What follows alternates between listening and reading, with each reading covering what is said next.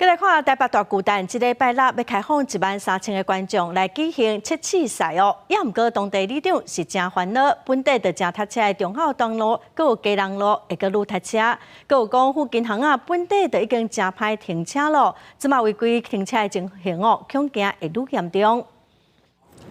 台北大巨蛋这礼拜六要举办头一场对外七七赛，阁会开放1.3万的观众免费入场看比赛。台北捷运为着维持入站的特殊，会比照跨年甲灯会疏运规格，伫附近的国父纪念馆站开设指挥中心，并且用3大疏运措施。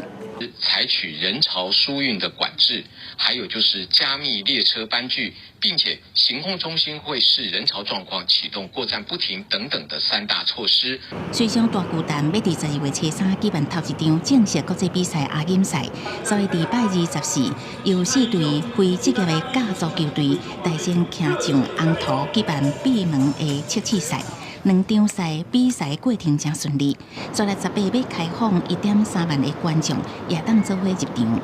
毋过有当地的里长就烦恼，附近的中孝东路、基隆路这路段，平时都真塞，而且真侪机车会伫巷仔路乌白停车，若是开始办活动，对社区住户来讲，交通会愈乱。我们的道路都只有6米巷跟8米巷。 那你要招引这4万、5万、6万人到这附近来，他一定是外溢到社区来。停车可只有那边有，那可以停的地方太少。那如果都停到这边，我就真的没地方停了。